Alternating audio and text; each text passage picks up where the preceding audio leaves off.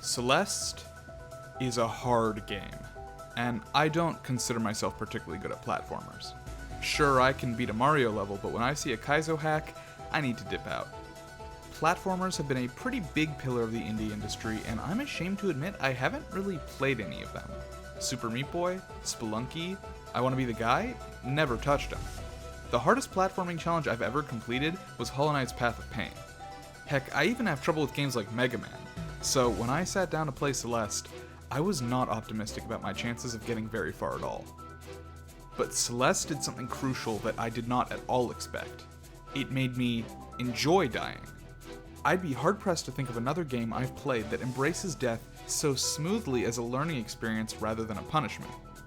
The game requires precision, but missing a beat in Celeste didn't discourage me.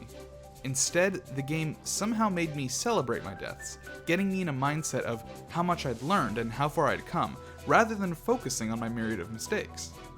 Even when a level ended and the game tallied up every time I made Madeline slip off a ledge or dash headfirst into a spike, it never felt mean-spirited.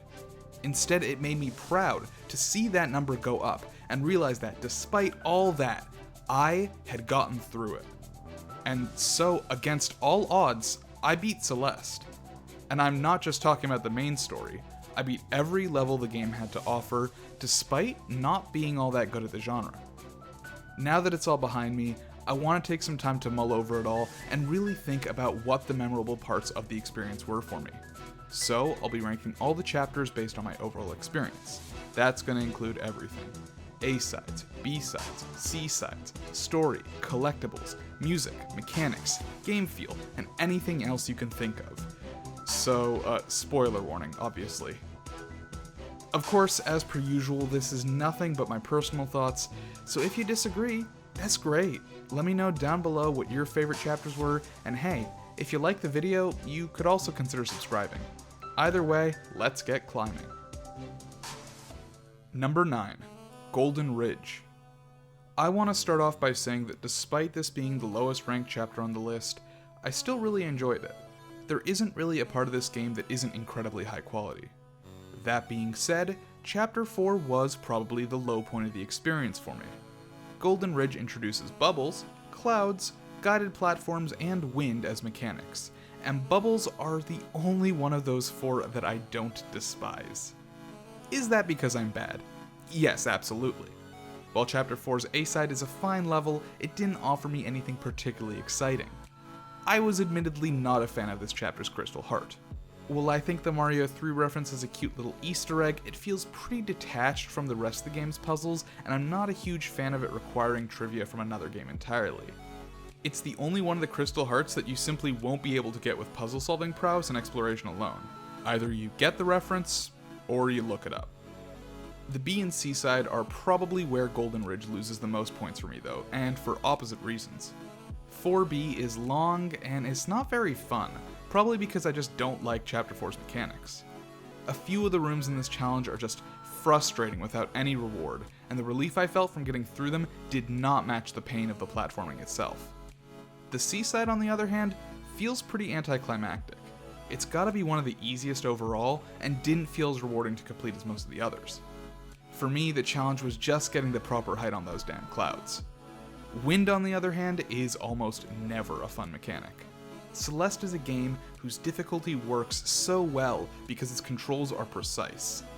The wind is anything but. You constantly feel like you're fighting your own controls when it's strong, and while moving in the same direction of the wind can be fun at times, it's overall dragged down by the tedium Chapter 4's mechanics require you to slog through every single time you mess up. As a final note, while all the music in this game is wonderful, Golden Ridge's tracks are not particularly memorable to me, which makes the trial and error, especially when it comes to waiting for moving blocks to respawn, somewhat aggravating. Number 8. Mirror Temple. Chapter 5 does some things brilliantly. The atmosphere is on point, the story complex and engaging, and it has some of the funniest Theo moments. Unlike every other chapter in the game, it's very non-linear, acting more as a series of mazes you must complete in sequential order. This works super well for the vibe, but it kinda sucks from a gameplay perspective. If you're a completionist, it can be really easy to miss collectibles in this level even if you do everything right and are diligent about finding secrets, because it's impossible to tell which way is forward and which way is optional. Add onto that the darkness that this level is shrouded in, again, great for atmosphere, but it altogether makes for a frustrating completionist experience. Mirror Temple introduces a few mix-ups in the mechanics department, with dash blocks, which only move when you dash, and red bubbles, which act like blue bubbles but don't end until you hit a wall or dash.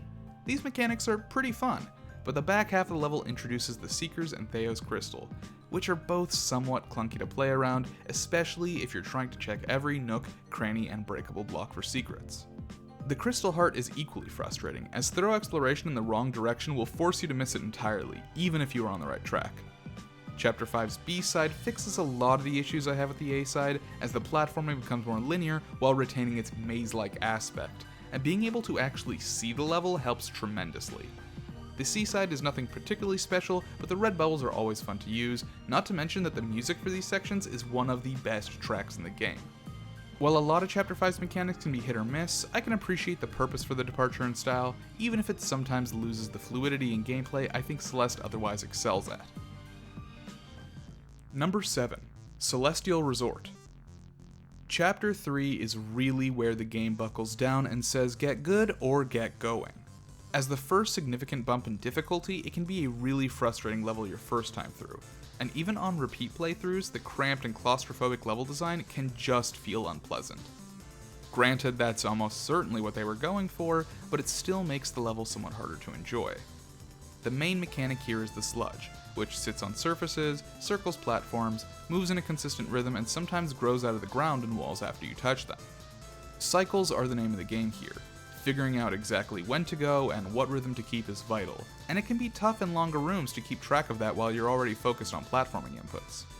The sludge spawning floors and walls are very interesting in that they make you use as little real estate as possible, as a lot of the strawberries will make you run through a particular section multiple times, each time with fewer footholds. As you progress through the stage, more of Mr. Oshira's emotional baggage will disappear, making the non-linear section of the chapter harder depending on which routes you complete first.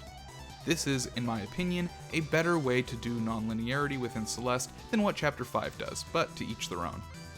The level ends by introducing an enraged Mr. Oshiro who will dash across the screen with regularity, although he can be bounced off to refresh your dash, a requirement in the C-side which can take some getting used to. The Crystal Heart here isn't anything particularly special, although I think it suffers from being slightly too easy to miss if you don't do things in a specific order. While the B and C sides in this level are on the more frustrating end, if only because of their inherent difficulty, the track that plays is so extremely good that getting discouraged isn't a huge issue. Overall, this chapter doesn't do anything inherently wrong, as much as it is just emotionally draining to play through. The high difficulty and restrictive level design are a great metaphor for Mr. Oshiro's psyche, but it makes these stages some of the most exhausting to go back to. Number 6. Core. Chapter 8 consists of a very odd set of levels that are difficult to compare to the rest of the game. Seeing as it takes place a year after the events of the main game, the story here is rather limited. Madeline has had her character arc after all, so there isn't too much to explore outside of the lore surrounding the mountain.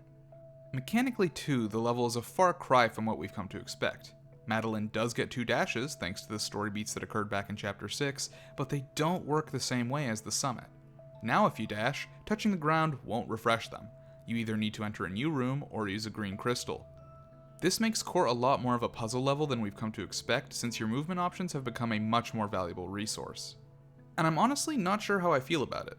On one hand, it's certainly an interesting twist to the formula, but on the other, it's an arguably less fun twist. This chapter also introduces the mechanics of fire and ice, which Maddie can switch by touching a special crystal that flips all of this level's unique mechanics on its head. When the level is on fire, you'll have conveyor walls which you can ride by holding, fireballs and fire bumpers which act as obstacles, and magma blocks which act like multi-directional clouds. Flip the level to ice, and the conveyors will freeze over, making the walls impossible to grip. The fireballs and fire bumpers turn into ice balls and regular bumpers, which you can use for jumping, and magma blocks turn into ice blocks, which will slowly fall and disintegrate after you touch them. Further in, the level even introduces rising lava and falling ice, which will alternate taking over the screen from the bottom and top respectively. The B and C sides aren't particularly notable other than being harder versions of the core. The C side does introduce required hyper dashing, a somewhat difficult maneuver that is literally only used a couple of times in this level and nowhere else in the base game. It all just feels rather odd. Strawberries do exist here, but are extremely limited and mostly relegated to puzzles around conserving limited dashes, and the cassette and crystal heart are required to finish the level.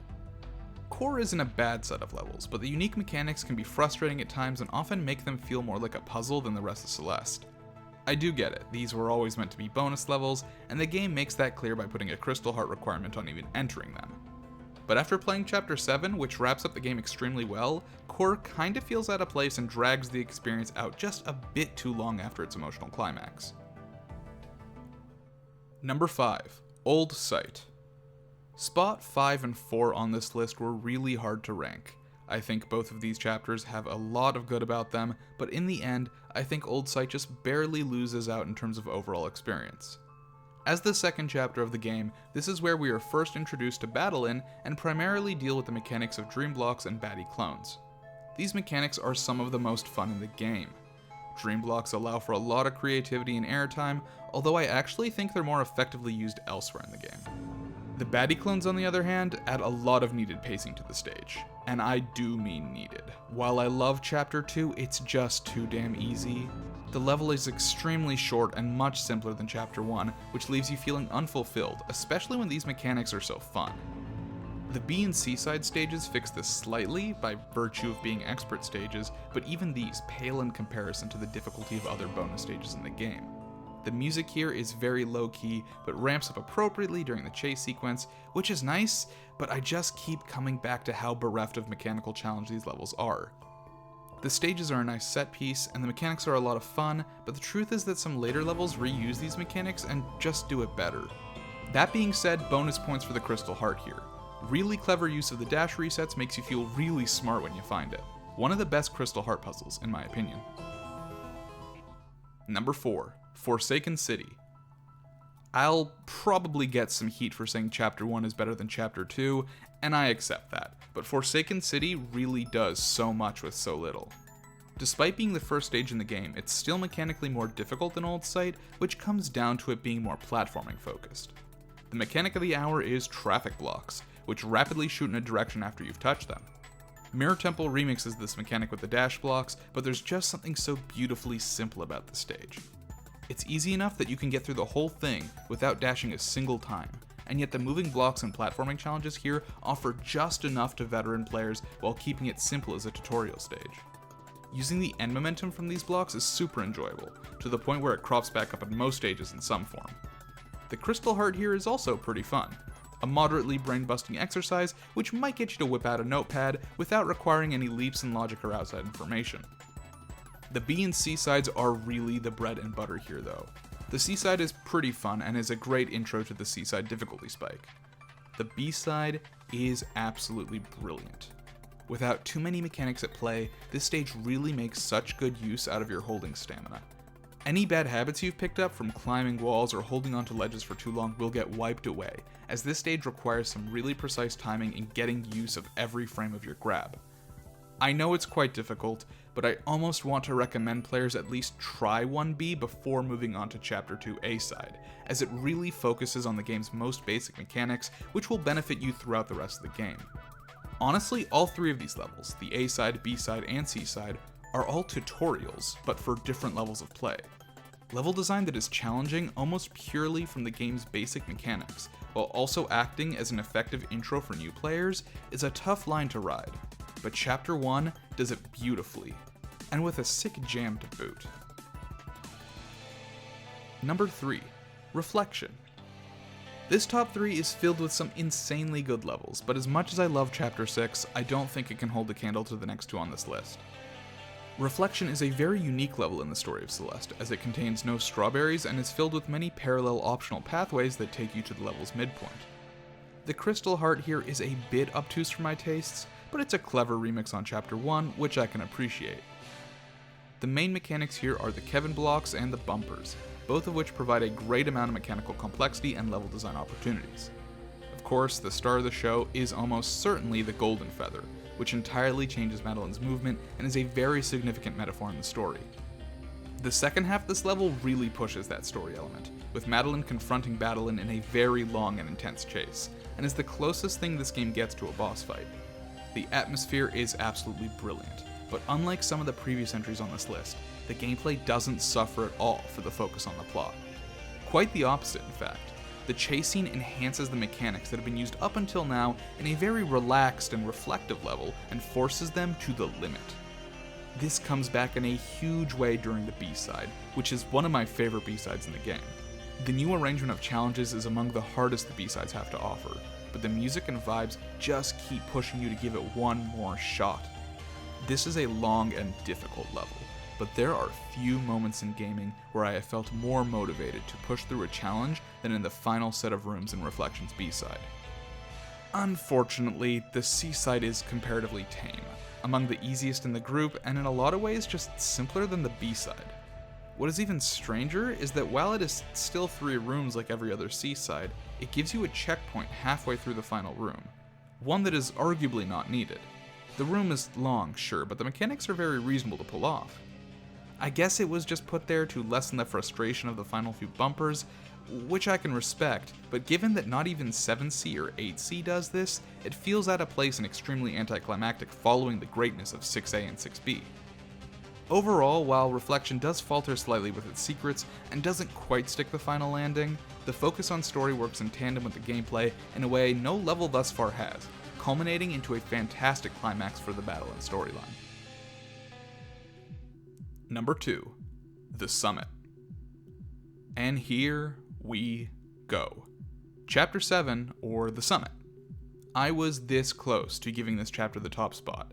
In fact, in an earlier version of the script, it was. There is really nothing this set of levels does wrong, but neither does the next one, so we'll get to that later. Chapter 7 is the finale of the adventure. It isn't the last level, as Core exists as almost a set of bonus stages, but as far as the story and emotional climax go, this is it. The Summit has Madeline climbing back up the entire mountain from scratch, starting in Reflection, then moving up through Forsaken City, Old Site, all the way back up to the Mirror Temple before finally reaching those last few crags before the peak. It's a damn long journey, but you're not doing this one alone. After the events of Chapter 6, Madeline agrees to help you out and you now get 2 dashes instead of 1. And it is so awesome. This allows the game to throw even harder and more interesting obstacles at you while still leaving a hefty margin of error. It takes a bit of getting used to having the second dash, as maneuvers you'd normally write off as impossible are actually required now, but once you get used to it, this shit rocks. Every previous level's mechanics are in full swing here and the strawberries are very well placed. The Crystal Heart in this one requires finding a colored gem in each of the previous sections before you make it to the summit proper. This could have gone so poorly, but luckily, the game remembers which crystals you found on previous runs, so going back to each checkpoint and searching for its unique secret actually makes this a really enjoyable Crystal Heart that brings everything together. Once you finally get to the peak, things change a little. You're now on enormous screens that have checkpoints littered throughout them instead of going room by room. This is a minor change, but it really adds to the excitement during the final section. We are also introduced to vertical winds, which honestly aren't as bad as the horizontal ones. I'm still not the biggest fan, but they feel more like an intentional obstacle rather than just something that slows down your progress needlessly. The payoff for reaching the top is fantastic. After a long and grueling trek across rooms and rooms of puzzles that put all your game knowledge to the test, you finally make it to the top and get a moment of respite as Maddie talks with herself about what this really means for her. It's a really touching send-off to the game, and if the extra content isn't really your jam, 7A wraps up the whole package in a bow without making you feel like you've missed out. That being said, if you are interested in that stuff, 7B and C have you covered. The B-sides generally feel very long given their intense difficulty, and 7B is notoriously so since the base level is already so long. Every B-side skill you've learned is put to the test, including a new one, the wall bounce, which is required to make it up to the peak. While it does seem a little strange to have a new movement mechanic introduced this late, it works a lot better than 8C's Hyper Dash, as the wall bounce mechanic becomes a mainstay of Maddie's moveset in the C-sides and Chapter 9. Once you get to the top, the game throws a little curveball at you. You expect a cutscene to happen once you reach the peak, but nothing happens. As you jump off the other side and find a red bubble that takes you into the clouds, you remember that these levels always end with a rhythm block section, and wow, this one is tough. I thought it was a pretty hilarious fake out at least, even after the sky section kicked my ass. And then we come to 7C. The first 2 rooms here are pretty simple overall, but Room 3 is something else. With the exception of some rooms in the Farewell DLC, this is the longest room in the game, and it is very difficult, requiring tons of precise inputs. And yet it is somehow my absolute favorite room in this entire game. Between the music, the precise challenges, and all the distance we've come, this final push becomes extremely zen. As you get one final conversation with Granny and jump into your final crystal heart, it really does feel like the perfect natural ending to this wonderful game. Number 1. Farewell. At least for me, there is no question that the Summit is the best chapter in the base game of Celeste. But there is another. Almost 2 years after the game's initial release, Celeste was updated with a free DLC for one more level, which was called Chapter 9, or Farewell. Taking place long after the events of Core, the story deals with Madeline coping with the death of Granny. She believes the Blue Bird to be part of Granny in the same way that Madeline is a part of her, and that Granny can still be saved. Betty is against the idea, acting as a part of Madeline who sees chasing this delusion as a coping mechanism and leaves her. As such, this chapter has yet another unique dash mechanic. Unlike the Summit and Core, you'll normally only have one dash. However, alongside the regular green crystals, you'll also see pink double crystals, which grant Madeline the double dash of the previous chapters. Alongside all the existing mechanics that have been introduced throughout the game, Chapter 9 introduces exploding fish and jellyfish across its runtime. Exploding fish can be jumped on and moved around with platforms, but will explode if approached from any direction other than the top, shooting Madeline off like a bumper and refreshing her dash. The jellyfish can be carried in the same vein as Theo's crystal, but provide a parachute effect while held. Chapter 9 does not technically have a B-side or C-side, but make no mistake, this is the longest, and the hardest, level in the entire game by a long shot. Please, do not attempt to beat Farewell in one sitting. You're looking at 5 to 10 hours worth of gameplay here, which is more than some games' entire runtime, and every second of it is extreme. The first few sections will test your mechanical abilities pretty thoroughly, but if you've completed everything up until this point, it should be doable. Chapter 9 does not have any collectibles, but frankly, that's for the best. The level is extremely long, and each puzzle naturally focuses on progression. As such, there is no need for additional challenges to divert your attention. After hopefully becoming acquainted with the new and returning mechanics, you'll find a crystal heart titled Empty Space. But that is not the end of the level, oh no. Madeline refuses to let the level end until she's rescued Granny and continues forward.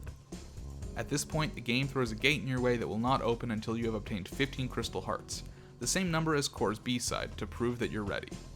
Trust me, you will need them. In fact, I recommend not attempting this chapter until you've done all the C-sides as well, since their challenges will pale in comparison. That being said, if you're already a god gamer, it's actually possible to skip this gate with the timing of a very precise super dash into a wave dash, a technique that isn't taught until later in Farewell. This is where the chapter really ramps up.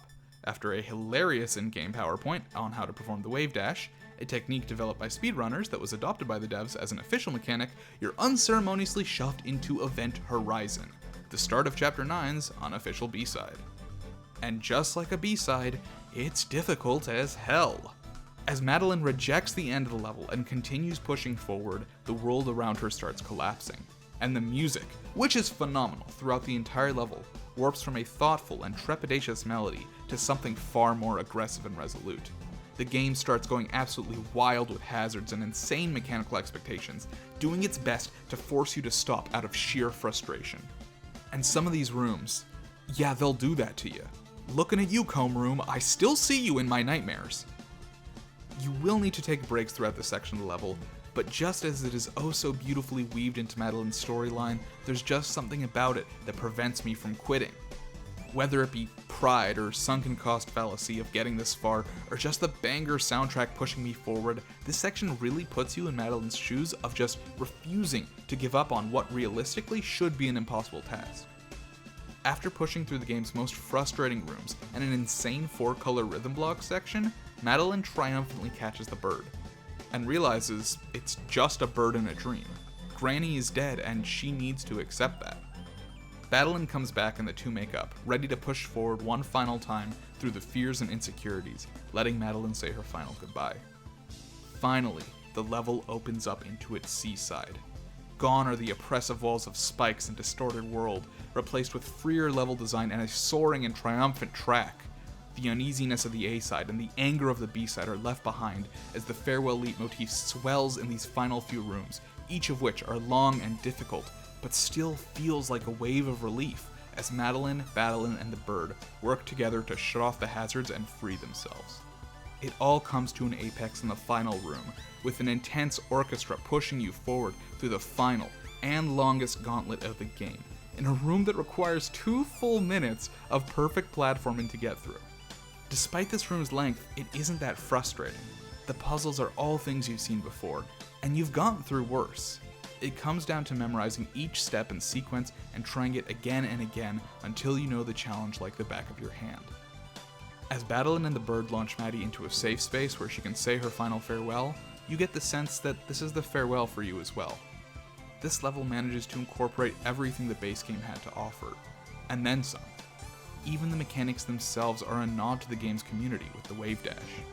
It all comes together in a beautiful package that does everything the base game did, but again, telling an all too relatable story of loss and self-doubt, and through masterful level design having the player step into Madeline's shoes, helping her move forward while simultaneously pushing the player through their own hesitations and frustrations. Nothing in the base game compares to the extensive and arduous climb through Farewell's dreamscape, a full and rewarding adventure that could easily stand as its own game, but is only improved by its connection to the original game's trek. That is, until you try to get Moonberry and you realize you have to do the entire final room followed by a bunch of additional precise jumps before a checkpoint, and then another entire room filled with jellyfish jumping for a secret. And then there's the Golden Strawberry, which expects you to get through this entire 5-hour-long hellscape in a single life and puts another challenge you've never seen right before the end. Yes, that will restart you on screen 1 if you fuck it up. I take it back, Farewell is trash!